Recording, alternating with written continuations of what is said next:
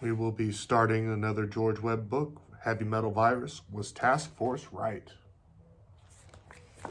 Task Force was Jenny Moore, his old partner that was murdered.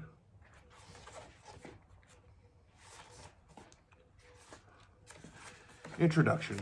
My name is George Webb, and I had a long career as a network analyst in the information technology industry before becoming a citizen journalist 5 years ago.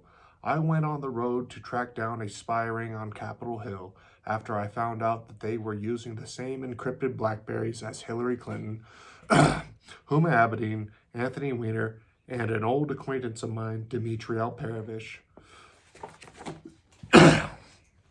Excuse me. Dmitry Alperovich of the Democratic National Committee hack fame. In the fall of 2016, I knew the DNC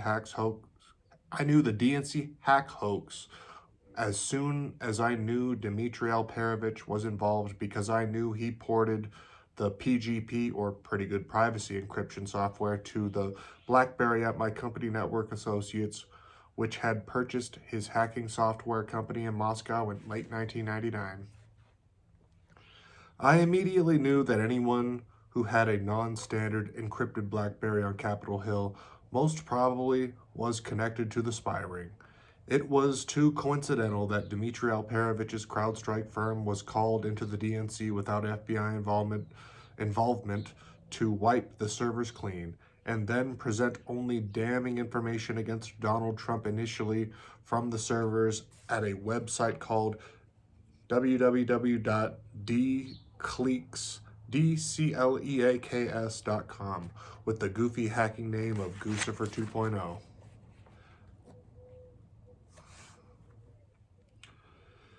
But the clincher for me was that I saw an article about 20 Blackberries and laptops being stolen the night of Trump's inauguration. This cleanup on aisle 7 operation looked like the excuse to destroy all the Blackberries and laptops involved in the spy ring. That's when I decided to go on the road to try to find the Blackberries, because it was obvious that the FBI not only had no interest in the matter, but seemed to actually be covering up the story and destroying evidence for Hillary Clinton. The race was now on. I just had to find who on Capitol Hill had the Blackberries and find one before they were all destroyed.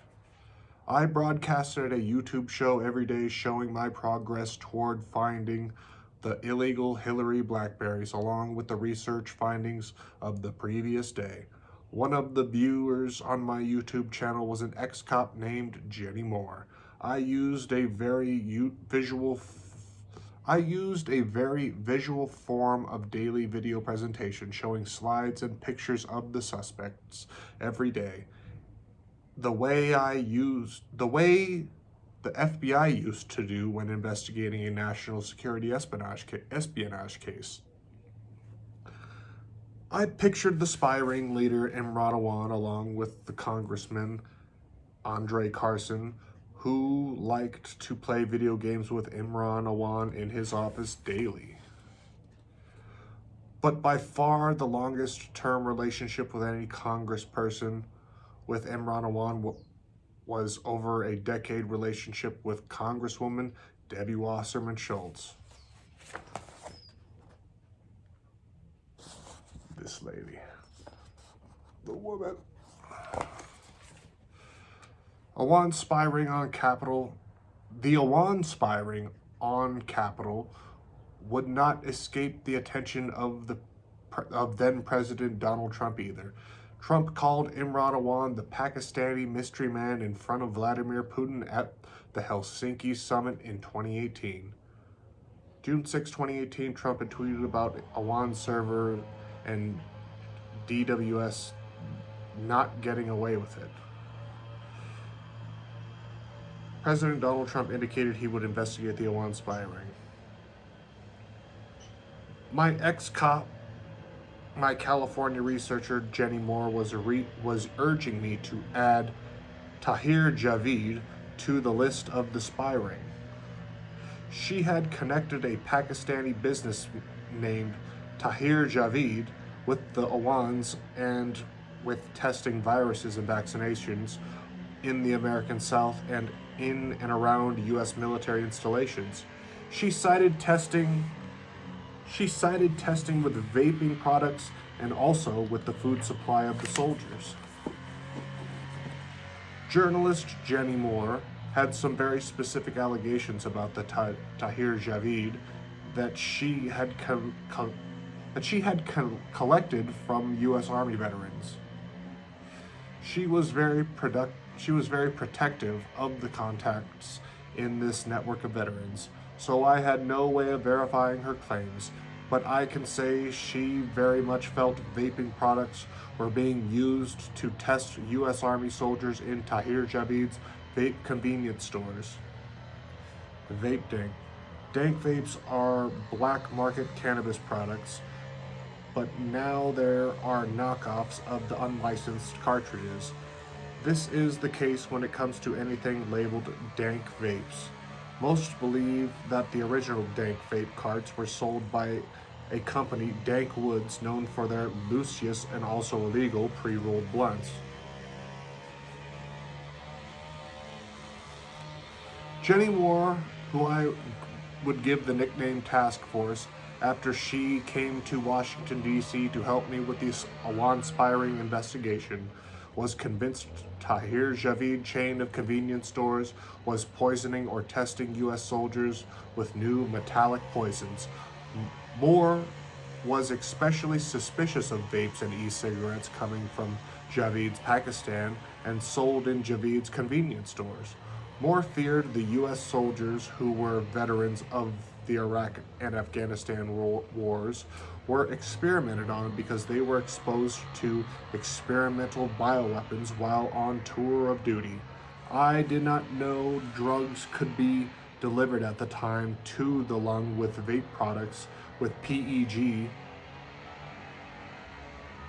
something glycol. PEG to preserve the drug through the burning process of the vape, so I discounted this idea. She had been given this idea by Afghan war veterans whom she was counseling with a PTSD program. JSOC stands for Joint Special Operations Command. She always referred to this group of Iraq and Afghanistan war veterans as JSOC, referring to the Joint Special Forces Operation Command for Special Forces for the United States military out of Fort Bragg. She even had heard a very specific rumor of where these metallic substances might be tested in e-cigarette and vaping products sold by the street vendors at various country music concerts. I discounted this allegation until a similar outbreak of a weird pneumonia-like disease occurred at similar locations in the fall of 2019 on the Atlantic coast from Washington, D.C. to Florida. The outbreaks of near JSOC training commands like Fort Bragg in North Carolina, Fort Benning in Georgia, Fort Campbell in Kentucky, and SOCOM headquarters in Tampa, Florida. There were also outbreaks at veteran hospitals. Strange vaping deaths around U.S. military installations in the fall of 2019 reminds many George Webb channel viewers of Jenny Moore's warning about Tahir Javid using vape for drug testing on U.S. soldiers in the American South in 2017. Okay, this looks like a Wikipedia thing. Deaths. As of 21st of January 2020, a total of 60 deaths linked to vaping products have been confirmed in 27 states: the District of Columbia, Alabama, California, Connecticut, Delaware, the District of Columbia, Florida, Georgia, Illinois, Indiana, Kansas, Louisiana, Massachusetts, Michigan, Minnesota, Mississippi, Missouri, Montana, Nebraska, New Jersey, New York, Oregon, Pennsylvania, Rhode Island, South Carolina, Tennessee, Texas, Utah, and Virginia. The median age of deceased persons was 51 years and ranged from 15 to 75 as of 14th January 2020. Canada, 18th of September 2019. A case of severe lung illness associated with vaping in Canada was reported. A high school student in Ontario needed to be put on life support. The person had been vaping every day. His health improved and he was sent home. The case had not been confirmed as 27th of December 2019. He vaped intensively, adding THC to his devices. He initially showed symptoms. There's a little colored map of where it was affected.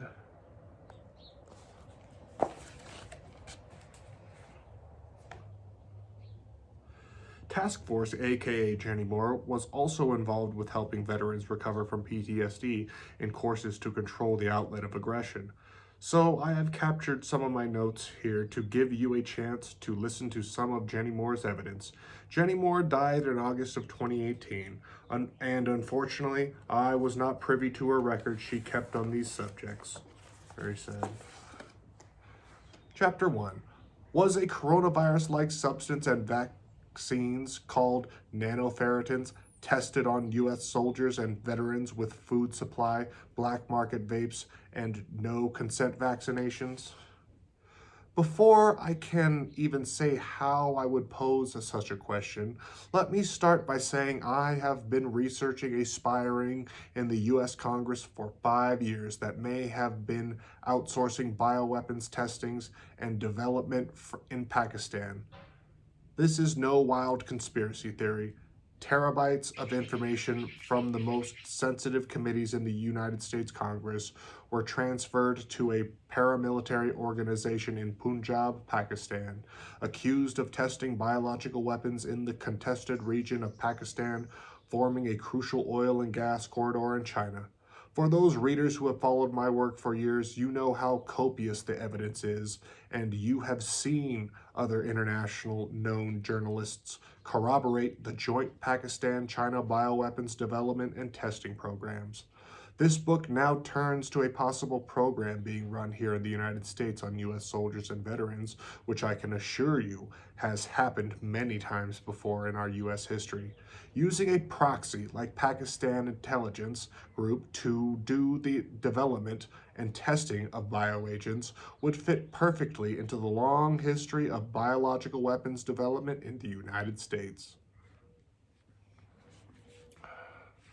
I will get to the story of a Pakistani mega donor to Hillary Clinton, Tahir Javid, in a moment, but for now, I will say that I had a research partner, Jenny Moore, that thought Tahir Javid was testing bioagents on U.S. soldiers and veterans with vaping products at his convenience stores in the American South. But first things first. You have to have a string of convenience stores selling vape products in the American South, and Tahir Javid does.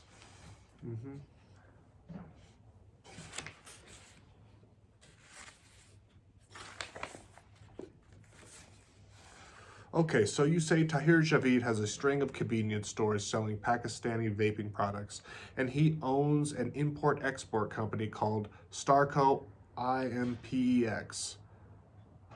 But how could he possibly deliver test vaccinations? Well, it turns out Tahir Javid owns a string of very large hospitals as well, and they turn out to be the famed hospital that George Bush of the CIA built, Riceland Hospitals. Here's our Tahir Javid.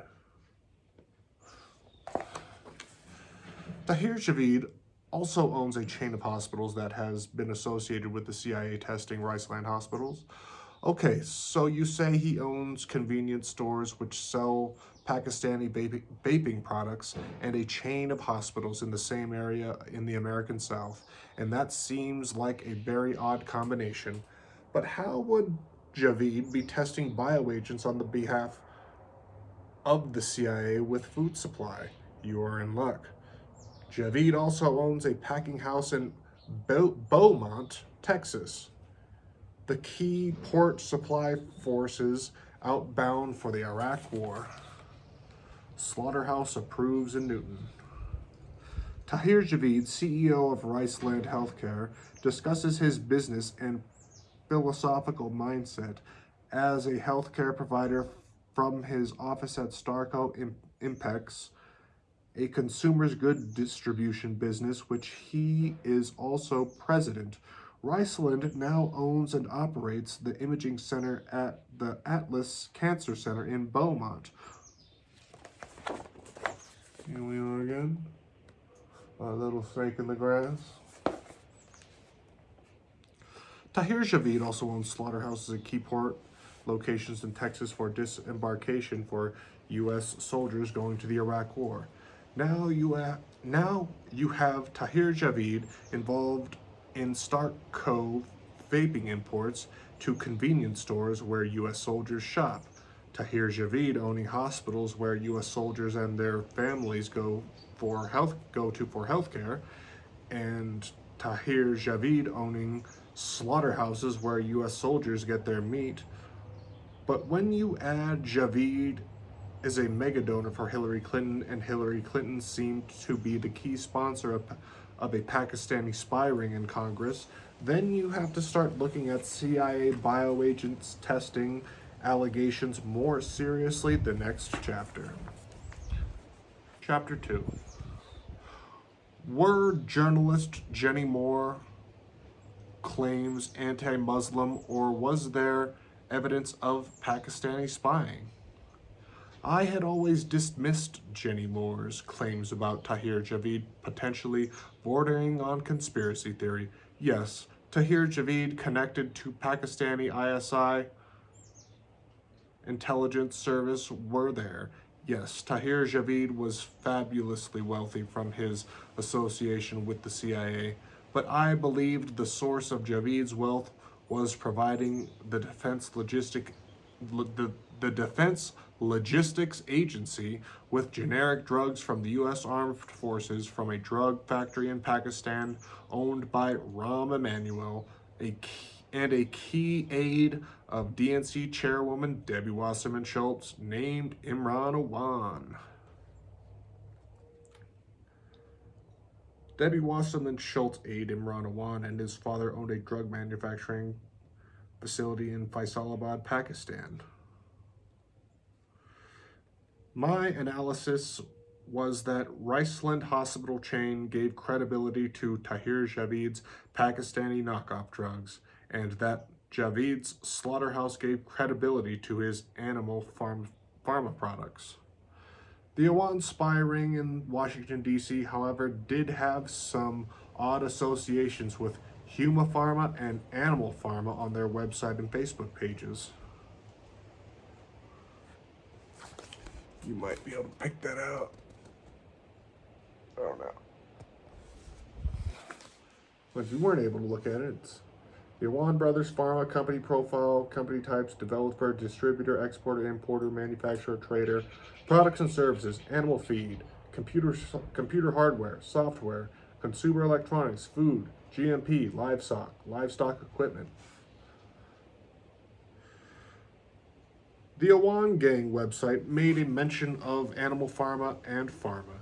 Debbie Wasserman Schultz aide Imran Awan had also been closely associated with a Hezbollah operative named Al-Attar in a car dealership in Falls Church, Virginia, prophetically called Cars International A, or CIA for short.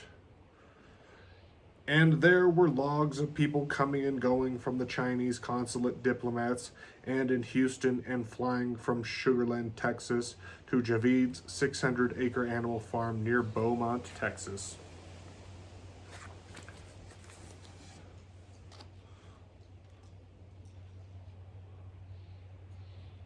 Imran Awan's father seemed to have a Sugar Land Express to Javid's animal farm. Here's a little article. Proposed meat processing facility in Port Arthur sparks debate. The Riceland farmer proposal to build a new meat processing facility in Port Arthur has recently been a subject of contention with the city's Economic Development Corporation, EDC, and a potential pungent odor and the potential pungent odor it could produce had generated concern from some community members as well. Tahir Javid, Sugarland Express, 1 if by air, 2 if by sea, Port Arthur, Texas, 600-acre farm in Anahuac, Texas, Animal Pharma.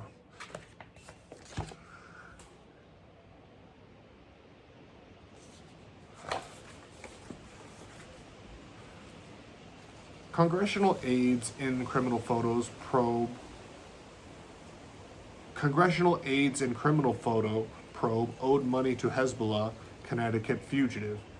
Dr. Ali Al-Attar, International Medicine, AU Beirut, FBI investigation 2.3 fake bills, 2007 through 2009, license suspended 2009, revoked 2011, reports of sexual exploitation of patients, IRS 2012 indictment for income tax evasion, owned CIA front car dealership to funnel money to Muslim Brotherhood for house spying. Hezbollah car dealership gets no coverage. Here's our snakes in the grass. And there was a Javid Brothers network of healthcare providers that were involved in Medicare and Medicaid fraud. Al-Attar, the doctor who owned a car dealership with Imran Awan, was also convinced of dozens of cases of medical fraud. The Daily Signal. Congressional aide and criminal probe owed money to Hezbollah-connected fugitive. Imran Awan in a car dealership with a Dr. Al-Attar convicted of $800,000 in Medicaid fraud. Al-Attar was also closely associated with the CIA's Paul Wolfowitz for distribution of Iraq War reconstruction money as the Iraq Minister of Health. Other anomalies existed, like Imran Awan's wife, Henny Alvi, who was living near Fort Detrick in Frederick, Maryland, had a global health first company in Tampa, Florida. Imran Awan's wife, Henny Alvi, lives near Fort Detrick in Frederick, Maryland, but owned a global health first company in Tampa, Florida. For me, there were enough anomalies to capture these research findings in slides, but not enough to write about as being potentially connected to proxy bioweapons programs. We will see how that changed in the next chapter with the emergence of nanoferritins. Chapter 3. Nanoferritins moved Moore's theories to real possibilities. Researchers developed broadly neutralizing SARS-CoV-2 ferritin nanoparticles vaccine. The causative agent of coronavirus disease 2019, COVID-19, is the severe acute respiratory syndrome coronavirus 2. In the continued need for next generation vaccines that confer broad protection against COVID-19, scientists developed an adjuvated SARS-CoV-2 spiked ferritin nanoparticle SPFN vaccine. Hello. You can just set it down. Okay. Thank you.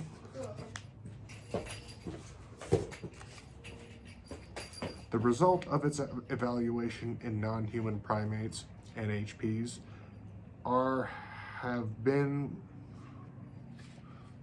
the result of its evaluation of non-human primates have been released as a preprint on the bioRxiv server.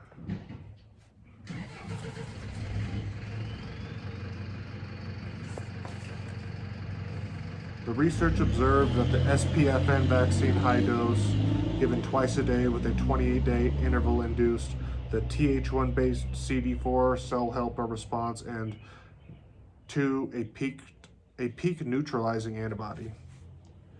Newly unveiled spike nanoferritins virus and vaccines might be what Task Force aka journalist Jenny Moore was talking about with Javid's testing.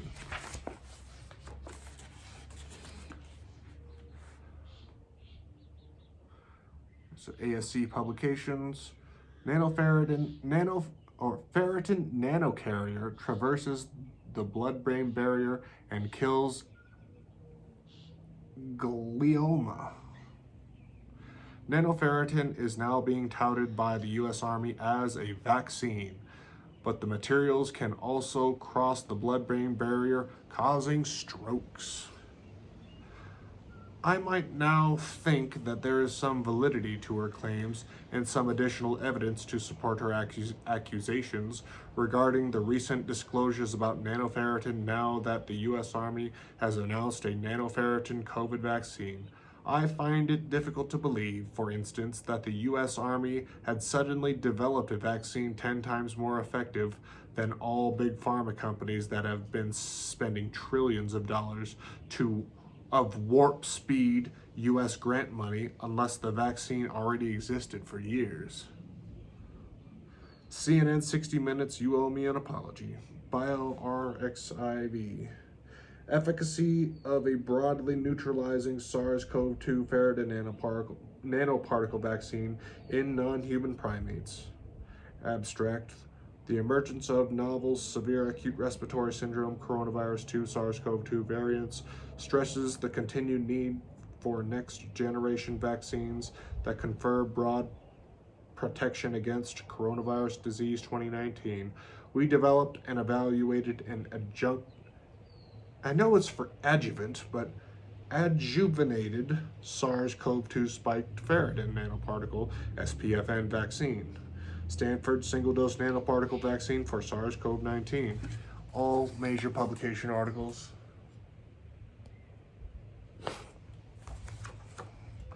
George Webb doubted the U.S. Army could have developed a 10 times more effective nanoferritin than big pharma companies getting trillions in warp speed money from the U.S. government.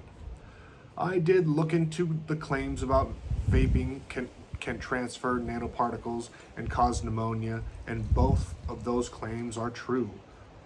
Here's University of Utah Health, vaping and pneumonia. Advocates for vaping say it is a safer option than smoking. They point out that with regular cigarettes, users inhale harmful chemicals into their lungs that can cause damage, and that those chemicals are not present in vaping cartridges. However, e-cigarettes have been associated with other acute lung injuries, including a condition called lipoid pneumonia. Vaping cartridges contain oil that is heated with a heating element which produces a vapor. Within that vapor, there may be tiny aerosolized droplets of lipids which can be inhaled, said Andrew Freeman, medical doctor, a pulmonologist with University of Utah Health. When large enough amounts of lipid droplets are inhaled into the lungs, they can cause irritation and damage to the lung, leading to the condition termed lipoid pneumonia. Vaping could deliver test chemicals like nanoferritin, just as Jenny Moore claimed, and this could have caused the strange coronavirus-like deaths of 2019.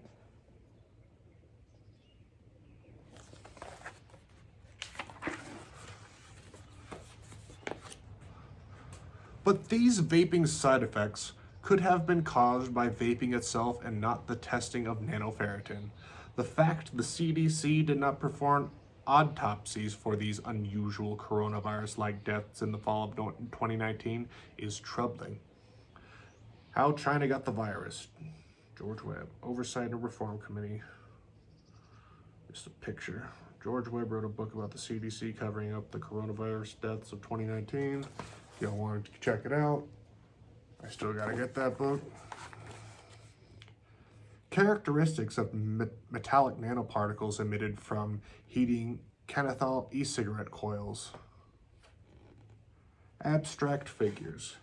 Electronic e-cigarette use is becoming more common among youth and young adults. E-cigarette users may inhale metallic particles from the heating coil along with nicotine vapor. This study aims to develop and validate an e-cigarette generation system for future inhalation toxicology studies of e-cigarettes by characterizing the size and number of metallic nanoparticles produced and their chemical compositions. An e-cigarette an e-cigarette generation system was constructed, and Kenthal A1 coils were tested without a nicotine solution and wick under operating conditions of varying coil resistance. The size, distribution, and morphology of particles were characterized using a scanning mobility particular sizer and a transmission electron microscopy, respectively. The size of generated particles as well as the number of particles generated exhibited an increasing trend as the resistance of the coil increased. An initial large increase in the size and number of particles generated was observed with increasing applied power. Stabilizing with further increase in power, increases in duty cycle resulted in increased particle generation. The similar pattern of particle generation was observed from the metal heating coils under various operating conditions. Under each operating condition, the number of generated particles exhibited a steep decrease during the first 15 minutes of each test run. Our results show that e-cigarette generation systems is useful for future research investigating the health impact of metallic particle inhalation on e-cigarette users. Vaping can deliver nanoparticles to the lungs, including experimental drugs. For now, we will have to hope for more transparency from the CDC and the World Health Organization to get to the bottom of the coronavirus mystery. Bioweapon or an accident, Jenny Moore might be right about the vapes when it's all said and done. Here is the legendary task force. God rest her soul. Chapter 4. Would the CIA use a bioweapon to stop Trump? Did they have access to smart dust, a top secret material? Hemoglobin and functions of iron. Iron is an essential element for blood production. About 70% of your body is iron, found in the red blood cells of your body called hemoglobin, and in muscles cells called myoglobin. Hemoglobin is essential for transferring oxygen into your blood from the lungs to the tissues. Myoglobin in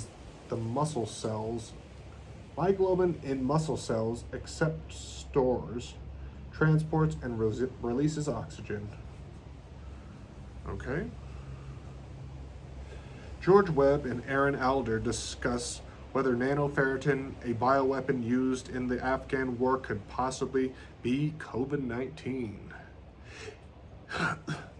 In my 5 years of looking at the DNC cabal in Congress, leaking secrets to the Chinese and rogue nations like Iran, I have never once thought those same politicians might use the insurance policy of a bioweapon to take down the President of the United States, until now. Why? I now believe a bioweapon or mild bioagent may have been used to unseat Donald Trump in 2019 with COVID-19, and the evidence keeps coming in to lead to that conclusion. Not only are there terabytes going to Pakistan for some type of DARPA program from the Iran, but there were Navy intelligence officers in key roles in the DNC hack story. Could hacking or even more serious ways of overturning an election to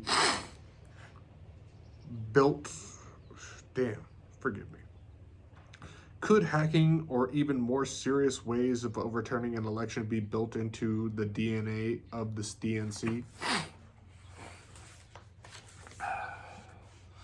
George Webb talks about a Navy intel cabal in 2018 with Richard Armitage working for Henry Kissinger and Cofer Black working with Hunter Biden at Burisma, all people with top security clearances close to the presidential campaigns.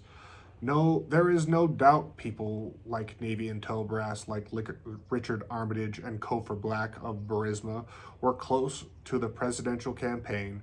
Richard Armitage and Cofer Black would have access to the latest technology from DARPA, Defense Advanced Research Projects Agency, to overturn elections abroad. How about the United States? George Webb and Aaron Alder discuss Jenny Moore's research about Stanford's smart dust, which could be nanoferritin. Nanoferritin is such a small particle, you need a linear accelerator to see it. The Stanford linear accelerator can be seen in the photo. Used to go by that thing all the time going to the hospital.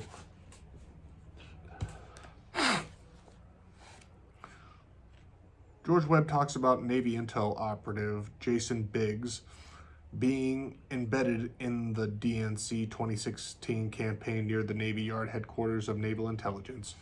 In the 2016 campaign, the DNC had a Navy Intel operative embedded into the middle of the help desk operation that transferred so much data to Pakistan. Could the technology developed and perfected by Richard Armitage and Cofer Black in the Afghanistan and Iraq wars be returning to the United States as an insurance policy in the form of COVID-19? In 2018, Richard Armitage's daughter's company, Relatively Capital, bought a plane that had been involved in drug running in Southeast Asia, had it mocked up as Air Force One, and parked it directly across the Potomac River from Trump. Was this coup calling card by Richard Armitage and Cofer Black?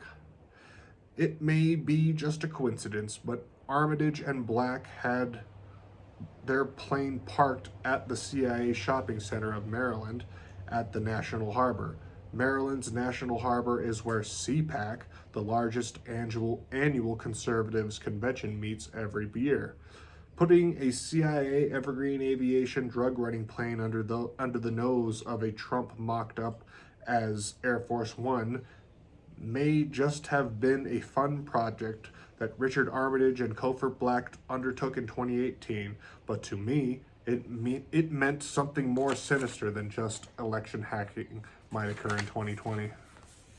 George Webb reports from National Harbor to show Richard Armitage's Khashoggi 1, so named because of the plane's heavy involvement in drug and weapons running. Armitage's P-3 Orion surveillance aircraft used smart dust to track the enemy.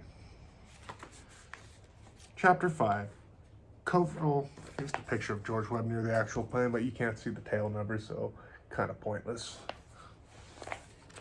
But he's always known for going on site. Chapter 5, Cofer Black's Project Blackjack used nanoferritin in Afghanistan. Was it repurposed in America in 2019? Blackjack, Mr. Stephen Forbes. National Security Space NSS asset critical to U.S. warfighting capabilities, traditionally reside in geosynchronous orbit to deliver persistent overhead access to any point on the globe. In the increasingly contested space environment, these exquisite, costly, and monolithic systems have become vulnerable targets that would take years to replace if degraded or destroyed. DARPA's Blackjack program aims to develop and demonstrate the critical elements for global high-speed network in low Earth orbit, LEO, that provides the Department of Defense with highly connected, resilient, and persistent coverage. Blackjack seeks to incorporate commercial sector advances in LEO, and including design of LEO, low Earth orbit constellations, intended for broadband internet service, of which the design and manufacturing could offer economies the scale previously unavailable. DARPA is interested in capitalizing on these advances to demonstrate the military utility, emphasizing a commoditized bus and low-cost interchangeable payloads with short design cycles and frequent technology upgrades. A Project Blackjack was a track and trace program developed by DARPA in the Afghan and Iraq wars using smart dust. Was this smart dust nanoferritin? One of the Navy Intel projects that my researcher partner and I looked into that may have involved Imran Awan sending terabytes to Pakistan was an operation called Project Blackjack.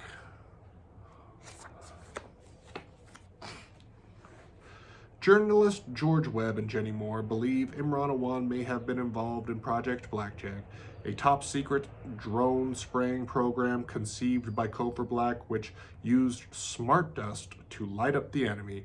If nanoferritin was used as smart dust, it may also degrade the enemy's soldiers' endurance. Our key reason for considering Imran Awan was involving that... Wait, our key reason for involving... Damn, I'm going too fast. I gotta slow down. Our key reason for considering Imran Awan was involved was that he started 3 companies in 2011, one called Nanoset, another called New Dawn Corporation 2001, another called Biofan. Debbie Wasserman Schultz's key aide was already working 9 months a year in Pakistan, making $160,000 a year while running a CIA car dealership with a Hezbollah operative who had been convicted for Medicaid fraud. Why would Imran Awan now also be involved in companies with possible dual use in defense industries? Task Force Jenny Moore and I found Imran Awan was bringing in scientists from Pakistan to exploit these advanced defense technologies as defense contractor startups. One of the companies formed by the DNC's Imran Awan was Nanoset. The Nanoset conference in Lahore, Pakistan, held every year, considers nanoparticle applications like smart dust. Is nanoferritin smart dust?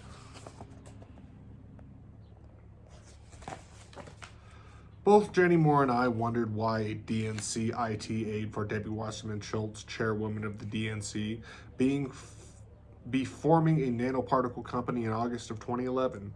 We found Imran Awan was bringing in scientists from these conferences to the United States to start defense contractor startups near Washington, D.C. Operation New Dawn.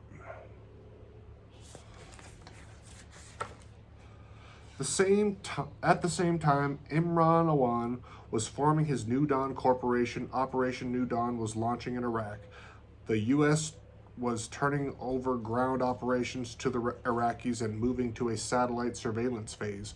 Smart dust is thought to have been used extensively for these operations. Operation New Dawn had heavy emphasis on space surveillance of former battlefield areas. Again, the question of why an IT to a DNC chairwoman would be involved in space surveillance in Iraq and Afghanistan has never been answered. With the information I received about Operation New Dawn, I believed it used smart dust, extensive like Operation Blackjack. Many questions still remain unanswered about the nanoparticle company and satellite surveillance companies Imran Awan initiated. Awan's third company, Biofan, Imran Awan's third company, Biofan, is close to the name of the international community that watches technology like smart dust and nanoferritin for biomedical applications.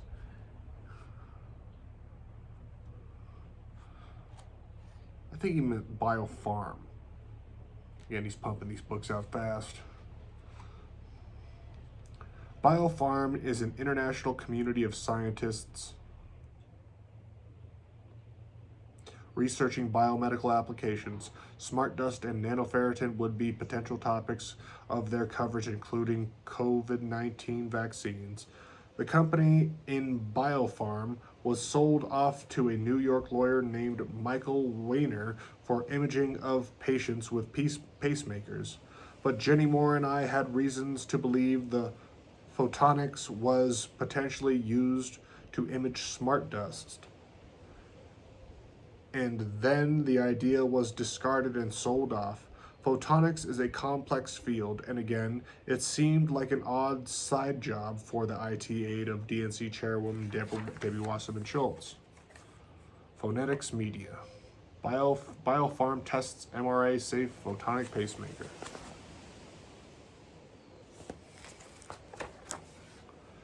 Rochester, New York, February 7th. A temporary photonic pacemaker has been shown to effectively pace a heart by Biofan Technologies, Inc. Biofarm, Biofan. I guess it's not a typo. Biofan Technologies Incorporated, in a test conducted on the manufacturer's behalf by the Green Batch Enterprise Corporation in conjunction with Downstate Medical Center. The demonstration of the photonic temporary pacemaker combined with early safe studies demonstrates that clinical efficacy and safety of one Biofan's technology designed to make medical implantable devices such as pacemakers compatible and safe to use in patients undergoing magnetic resonance imaging MRI exams. Biofan said it replaced a metallic conductor that used its pacemakers and other implanted medical devices with a fiber optic cable, eliminating the cause of problems that resulted in a 1997 FDA ruling prohibited pacemaker recipients from undergoing MRI exams. Michael Weiner, CEO of Biofan, said the company plans discussions with the FDA about additional requirements for marketing the technology. Was Imran Awan's Biofan trying to image smart dust? Researcher Jenny Moore and I gave up on the research because it was too complex. Is COVID-19 a tried and true bioweapon developed and tested on the battlefield of Iraq and Afghanistan? We don't know, but it seems like a more logical development arc for the Army's new nanoferritin vaccine rather than it spontaneously appearing.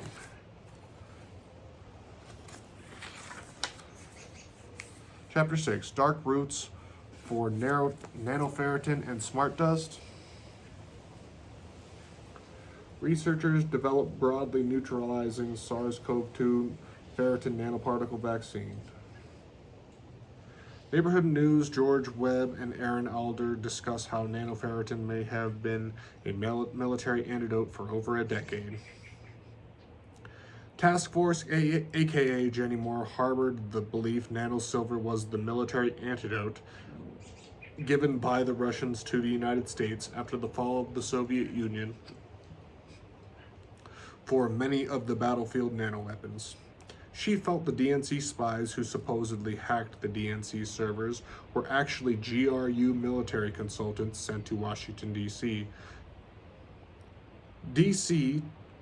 Washington, D.C. to brokering military secrets from the old Soviet Union or to find scientists who could work on the renaissance of these technologies. We even identified a company run by billionaire Robert Mercer called Renaissance Technologies that seemed to be doing this weapons secret brokering near the Russian retreats on Long Island, New York. Renaissance Technologies co-CEO Robert Mercer stepping down.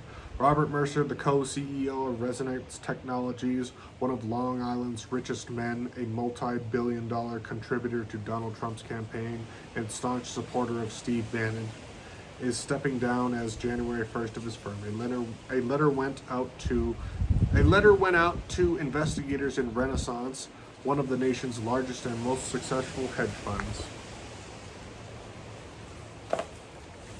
Robert Mercer of Renaissance Technologies brokered warfare secrets from the old Soviet Union, including possibly smart dust, nanosilver, or nanoferritin potentially. AKA Task Force Jenny Moore visited the Russian retreat in Maryland, and I also visited the Russian retreat in Long Island following up on this story.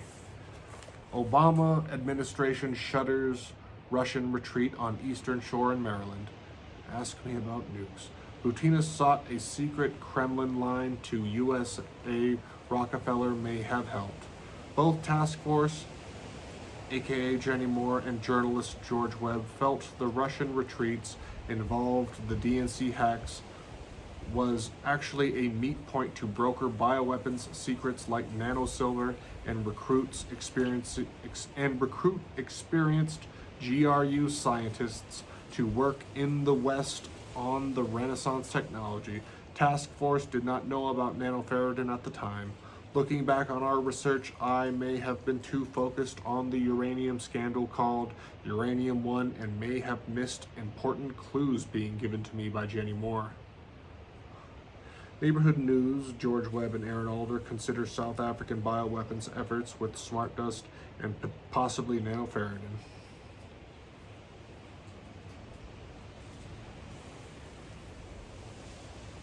Neighborhood News, George Webb and Aaron Alder consider South African potential use of nanoferritin to cross the blood-brain barrier to be used as a bioweapon. George Webb states that South Africa's Dr. Death, Wouter Besson, may have tried to use nanoferritin as a bioweapon to cross the blood-brain barrier. South Africa's Dr. Death returns motivational speaker. If you want to look up that article, there we are.